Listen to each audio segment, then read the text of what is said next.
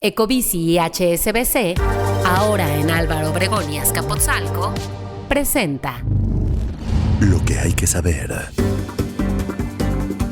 Jueces, magistrados y trabajadores del Poder Judicial anuncian paro ante reforma. También el presidente no cerró la brecha digital, pero la CFE se endeudó en el camino y los inmuebles de menos de 50 metros cuadrados son cada vez más populares en la Ciudad de México. Es miércoles 14 de agosto, yo soy Gonzalo Soto y esto es Expansión Daily. Esto es Expansión Daily. Lo que hay que saber. Lo importante del día con los editores de Expansión. Expansión Daily. Lo que hay que saber. Bienvenidos. Bienvenidas y bienvenidos a un episodio más de Expansión Daily. Ya saben, suscríbanse y compartan este podcast para que más gente esté muy, pero muy bien informada. Hoy está conmigo Fernando Guarneros, reportero de tecnología en Expansión. Fer, ¿cómo andas? ¿Qué onda, Gonz? Muy bien, muy contento de estar contigo en este miércoles de Daily. Tú vienes hoy con una misión muy clara y es explicar por ahí nuestro tercer tema de este podcast, ya que entre la parte técnica, entre la parte de los dineros, vamos a hablar de la Comisión Federal de Electricidad, pero más bien de su subsidiaria de Internet. Bueno, ya llegaremos a ese punto y Fer nos lo va a explicar porque sí, la neta es un temazo, pero por lo pronto y antes de arrancar con el primer tema, les recuerdo que Alejandro Schvarch será el director del IMSS Bienestar en el gabinete de Claudia Sheinbaum. Schvarch, quien actualmente está al frente de la COFEPRIS, era uno de los perfiles que el presidente saliente, Andrés Manuel López Obrador, sugirió a la próxima presidenta mantener en su gabinete y pues ella dijo, como no podía ser de otra forma, sí, va y se queda Alejandro Schvarch. Y hablando del presidente, bueno, ya saben que creo, ¿verdad? Varias universidades, las universidades de AMLO, pues resulta que de acuerdo con una petición de información de nuestra colega Yaret de la Rosa, hasta mayo de este año, la Secretaría de Educación Pública solamente ha expedido 1,335 cédulas profesionales a los estudiantes de 47 de las 200 sedes que tienen las universidades para el bienestar Benito Juárez. ¿Cómo ves, Fer? Así es, Gonza. Pues por una parte te diría que un documento como un título universitario pues no demuestra la valía profesional o invalida el conocimiento de las personas, porque incluso recuerdo que la UNAM también tuvo mucho este problema de falta de titulación. Me acuerdo que por ahí se generaron muchas formas de titulación nueva, que titulación por promedio, tesina, experiencia profesional, incluso algunos bromeaban con titulación por combate. Esa habría estado buena. Pero sí, o sea, ahorita esto es una cuestión de cédula profesional y como lo mencionabas, el 80% de quienes han egresado de las universidades para el bienestar, pues no la tienen. Y sí se me hace un tema importante porque de las 36 carreras que tiene las universidades del bienestar, en 13 no hay ningún estudiante con cédula. Y esas son específicamente Medicina Integral y Salud Comunitaria, Enfermería y Obstetricia, Minas, Mantenimiento Industrial o Electromecánica. Que pues las dos primeras a mí sí se me hace importante tener una cédula para ejercer esa profesión. Aquí lo que hemos platicado es que ese documento por lo menos certifica a la persona que está realizando esa labor y como bien decimos en la parte de la medicina, en la parte de la enfermería y en algunas otras que requieres estas habilidades tan puntuales, pues sí es necesario saber quién te está revisando, en quién estás poniendo tu salud, específicamente en estos temas que estamos hablando de las universidades para el bienestar Benito Juárez. Hay otros casos en los que quizá no sea tan necesario. Lo que sí nos habla esto es que, vaya, el proceso de educación superior en México todavía le falta, vamos a llamarlo de alguna forma, profesionalización y sobre todo dar los pasos completos para poder tener, digamos, las certificaciones adecuadas y que haya una verdadera instrucción, ¿verdad? Porque la competencia ya en el mundo laboral, pues es bastante complicada, ¿no? Y como tú lo mencionabas, creo que sí es bien importante la cuestión de que en esta época en donde cada vez hay más incursión de sistemas tecnológicos, pensar no solo en la licenciatura como una opción de educación, sino también en generar nuevas habilidades, en el upskilling que le llaman o el reskilling también. Tú le dabas al clavo también antes de entrar al aire, era eso, o sea, la importancia que hay en el reskilling. Hay pues, muchas personas que han decidido, no solamente en México, sino a nivel internacional, no pasar por el proceso universitario, por un proceso de formación universitaria y más bien adquirir habilidades que en el mercado laboral son altamente demandadas, y lo estamos viendo con cada vez mayor frecuencia, sobre todo en el sector tecnológico, pero también ya comienza a permear al sector manufacturero, al diseño. Entonces, la verdad es que sí estamos en un cambio muy importante, pero bueno, ya que están establecidas las universidades para el bienestar, pues sí sería interesante que se le diera un seguimiento puntual a este asunto por parte de la Secretaría de Educación Pública. Y bueno, cambiando de tema, ya sabemos que a partir de septiembre comenzará, ya decías tú, titulación por combate. Bueno, aquí habrá combate por la legislación en el caso de la reforma judicial, y ya jueces, magistrados y trabajadores del Poder Judicial anunciaron un paro ante esta reforma, y es que los trabajadores demandan que se suspenda el proceso de estos cambios que propuso el presidente Andrés Manuel López Obrador, ya que consideran que no es adecuada para mejorar el sistema de justicia. Así es, Gons. El día de ayer, integrantes del Poder Judicial, entre ellos jueces, magistrados y trabajadores, realizaron una protesta frente al Palacio de Justicia, donde precisamente repudiaron la reforma al Poder Judicial del presidente López Obrador y pues mencionaron que en caso de que Morena y sus aliados insistan en esta reforma, pues ya han acordado la suspensión temporal del trabajo de acuerdo con la jueza Juana Fuentes Velázquez, que pues ella fue como la vocera de estos 300 trabajadores que estaban en esta protesta. Sí, a ver, la jueza Fuentes sostuvo que la elección de integrantes del Poder Judicial podría politizarse. Bueno, aquí yo agregaría de mi cosecha, no podría, se va a politizar una vez que esto se apruebe, y va a terminar por afectar a los más pobres, a los que más violencia y discriminación han sufrido. Esta forma de elección, abre la posibilidad de que grupos de poder, incluso ilegales, ejerzan presión efectiva sobre el Poder Judicial. La verdad es que las voces en contra de esta reforma, sin lugar a dudas, se siguen acumulando. Yo creo, a ver, lo he mencionado en otras ocasiones, el Poder Judicial, el sistema judicial de nuestro país requiere una cirugía mayor. La verdad es que creo que muy pocas personas, si es que alguna, pudiera decir con la mano en la cintura que considera que nuestro sistema judicial o nuestro sistema de justicia es efectivo, es eficiente, es rápido, imparte buena justicia. Entonces, pues bueno, lo cierto también es que, de acuerdo con los especialistas, esta reforma no es lo que necesitamos. Y fíjate, yo también he escuchado opiniones y comentarios de especialistas, de organizaciones de la sociedad civil, en la que mencionan que si la elección por voto popular se va a dar, pues también, o sea, relacionado a esto que mencionabas de los grupos de poder, también es necesario que se fortalezcan otros requisitos de elegibilidad para evitar postulaciones de personas relacionadas a políticos o que tengan relaciones políticas o personales con gobernadores o presidencia, hayan sido militantes de partidos políticos también, o incluso de las Fuerzas Armadas, que puede también ahí llevar, pues sí, es mucho de estas críticas que se están alrededor de la reforma al Poder Judicial. Así es, mi querido Fer. Y bueno, ahora sí, te trajimos exclusivamente, pero te trajimos para que platicaras con nuestros podescuchas de este tema. Y a ver, va así: la Comisión Federal de Electricidad, en su subsidiaria de Telecomunicaciones e Internet para Todos, o TEIT, pierde 8,931 millones de pesos, ha perdido 8,931 millones de pesos por pagos a proveedores como, por ejemplo, Starlink, que es la empresa de Elon Musk de Internet, Infotech de Conacit.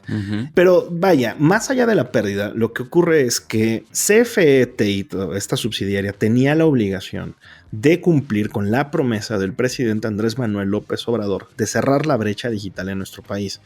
Y no solamente no se logró, sino que está incurriendo en estos endeudamientos y en estas pérdidas operativas de las que ya dije la cifra. ¿Correcto, Fer? ¿Bien planteado? Es correcto, Gonza. El tema está bastante interesante. Como tú lo mencionaste, todo comenzó pues desde las promesas de campaña del presidente López Obrador. Decía que iba a cerrar la brecha digital, que ya no, o sea, que todos los mexicanos íbamos a tener acceso a internet.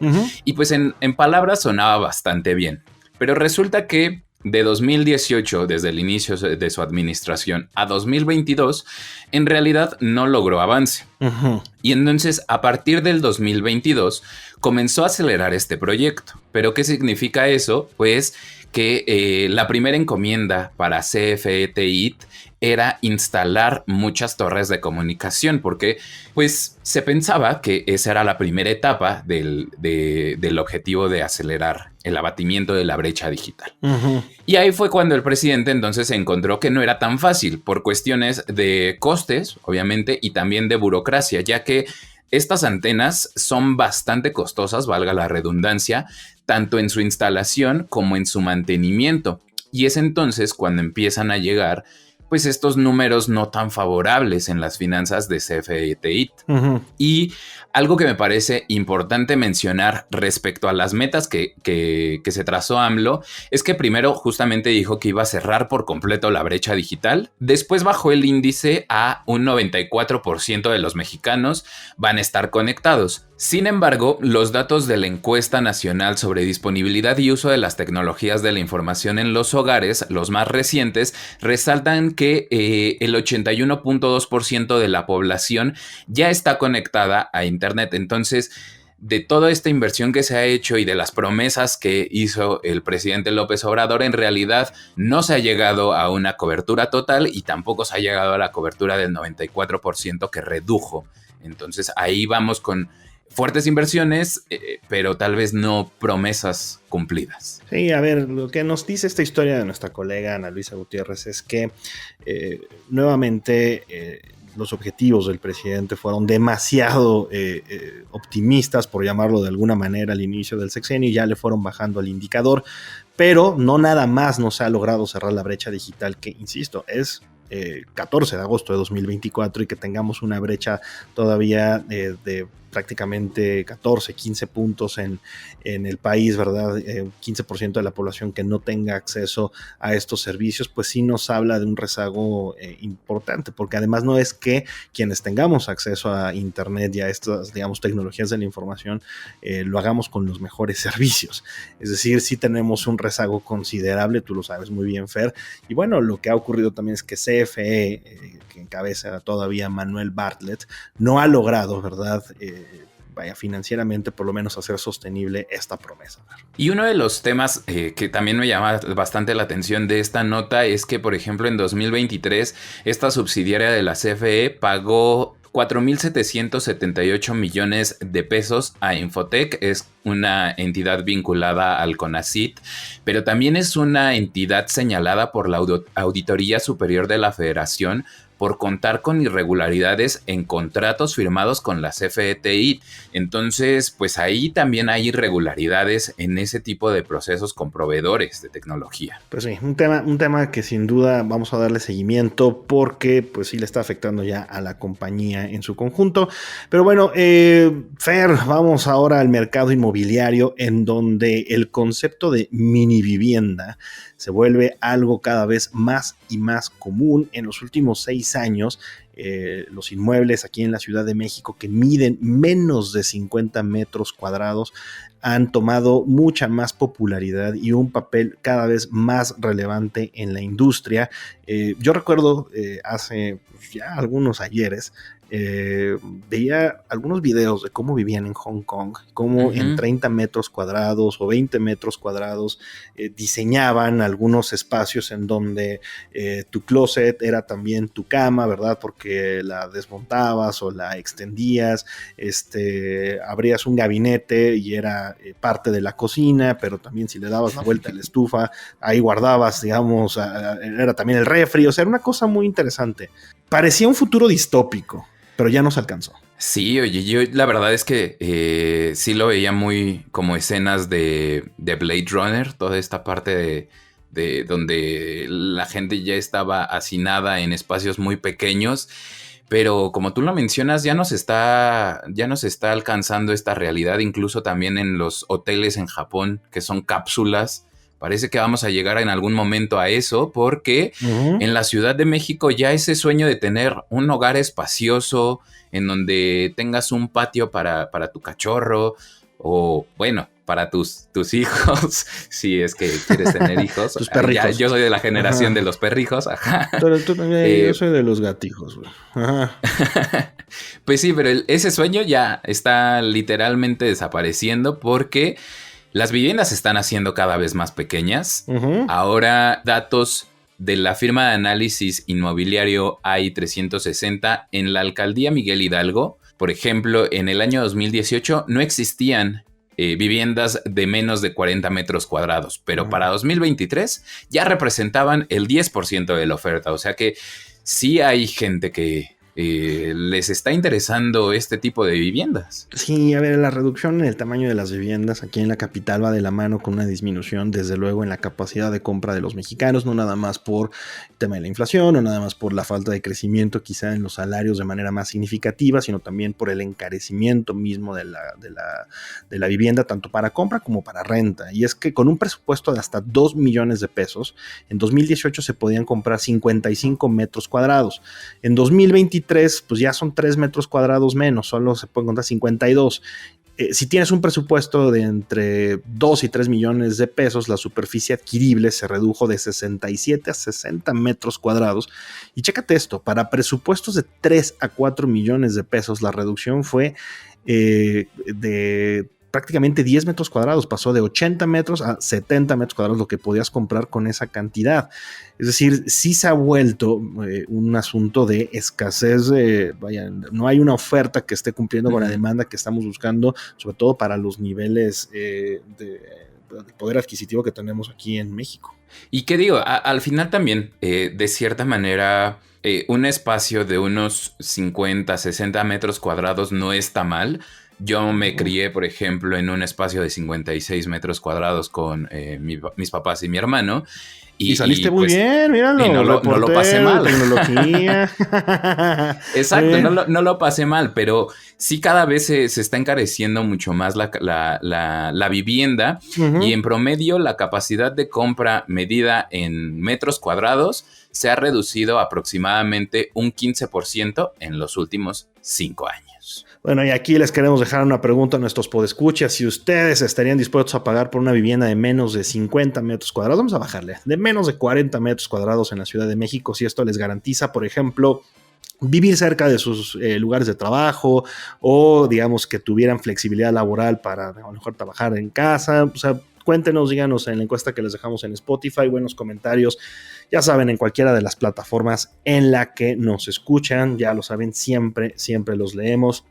Y bueno, mi querido Fer, uno de los momentos más lindos, sin duda, de los Juegos Olímpicos que terminaron este fin de semana fue la medalla de plata que sorpresivamente nos trajo Prisca Agüiti. Y bueno, ella tuvo una charla con nuestra colega Ana Estrada de Life and Style. Y pues, ¿qué te parece si mejor la escuchamos? Aunque a veces parezca, no todo está perdido. Creo que era muy importante. Yo creo que sin México no había logrado lo que he logrado. Yo creo que fue muy importante ese llegar aquí y que el equipo a mi alrededor creyeron en mí. Pues ahí tienen a Prisca Agüiti y bueno, es muy interesante lo que menciona en esta entrevista. Me llama mucho la atención porque ella tal cual cumple con aquella máxima de Chabela Vargas, ella misma, Chabela, nacida en Costa Rica, que decía que los mexicanos nace donde se nos da ya saben qué gana, donde les da la gana. Y bueno, se cumple perfectamente, te digo, con Prisca. Ella nació en Londres, es de papá keniano y su mamá mexicana, pero bueno, decidió competir por nuestro país en los Juegos Olímpicos y qué bueno que así lo hizo. A mí me encantan este tipo de historias en donde vas por todas latitudes y en algún momento alguien se enamora de una o un mexicano y sale un gran representante para el deporte nacional. La verdad es que yo estoy muy, muy orgulloso de Prisca, de esa medalla de plata que nos dio. Uh-huh. Y la verdad es que en París 2024 hubo sorpresas buenas y sorpresas no tan buenas. Uh-huh. Y Prisca Agüiti precisamente fue una de las buenas, porque yo me acuerdo que antes de que empezaran los Juegos, Sports Illustrated pronosticaba que México se llevaría 6 medallas y pues fueron... varias de ellas eran para taekwondo. Uh-huh. Al final no tuvimos ninguna en taekwondo, pero Prisca no figuraba entre el pronóstico y precisamente fue una de las sorpresas, porque creo que estaba rankeada en el 15 o 17 a nivel mundial. y mira, terminó en... Prisca no estaba no nada más en la lista de los especialistas en su deporte. Creo que no la teníamos en el radar absolutamente nadie. Estuvieras clavado. Sí, me parece igual que Alan. Exacto. Que Alan Cleland. Sí, el surfista. Exacto. O sea, son nombres que de pronto, ¡pum!, nos llegaron en medio del fervor olímpico. Ella, bueno, y Prisca lo que dice es que bueno, si bien México no la conocía, ella conoce muy bien el país y además tal cual reconoce que sin México no habría logrado lo que consiguió. Fue muy importante haber llegado aquí, que el equipo a su alrededor creyera en su capacidad. Ella cuenta que tiene pues muchos primos y mantiene una relación estrecha con tíos y familiares que tiene allá en León, Guanajuato, donde coincidentemente es nuestra colega Ana que la entrevistó. Y bueno, decía, ¿no?, que aunque podían pasar 2 o 3 años sin verse, siempre trataban como si no hubiera pasado el tiempo.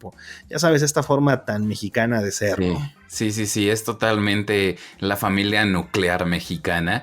Y también un aspecto que me llama bastante la atención es la fortaleza mental de Prisca. Escuchaba en entrevistas que antes de Tokio, pues no tuvo el mejor rendimiento y a partir de entonces se preparó también mentalmente para poder enfrentar una competencia de tal nivel. Me gusta mucho en la entrevista que le hace a Ana cómo retrata estos momentos previos a la competición, escuchando música para concentrarse, para que tal vez no le gane el nerviosismo, y de ahora en adelante creo que también tiene un reto interesante en el aspecto mental de sostener las expectativas para los siguientes Juegos Olímpicos. Es que ya la conocemos, Fer, ya está en nuestro radar, ya sabemos quién es Prisca Witty, pero bueno, ¿qué te parece si dejamos que ella tenga la última palabra, no solamente de esta sección, sino de todo el podcast, hablando precisamente de esto, de lo que es ya la presión que significa que la gente la conozca? Pero bueno, mi querido Fer, antes de que Prisca hable, muchas gracias por habernos acompañado en este podcast. Muchas gracias a ti, Gonza, por invitarme, y pues qué placer escuchar a Prisca, nuestra medallista de plata en París 2024. Sin duda, ya saben, esta información y más en expansión.mx y los leemos en @expansiónmx. Pero sí, escuchamos a Prisca. Ayudó también con que pudiera lograr la medalla, porque sabía que en la preparación para los Juegos no todos los ojos estaban pues en mí, no todos los ojos del mundo estaban en mí. Entonces hasta tal vez fue bueno que hasta que ya estaba en las semifinales, en los lugares, en el escenario grande, fue bueno que hasta ese momento tenía los ojos de todo el país, porque no sentí la presión y solo sentí la presión de yo mismo, ¿no? De yo mismo, de mi equipo. Era una presión que no llegaba, dije, todo el mundo me está viendo, todo el país me está viendo. Entonces yo creo que en eso ayudó también.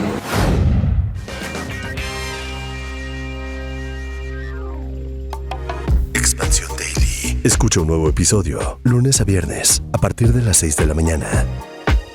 Expansión Daily es un podcast de Expansión. Este episodio llega a ti gracias a rss.com, el podcasting hecho simple. Ecobici y HSBC, ahora en Álvaro Obregón y Azcapotzalco, presentó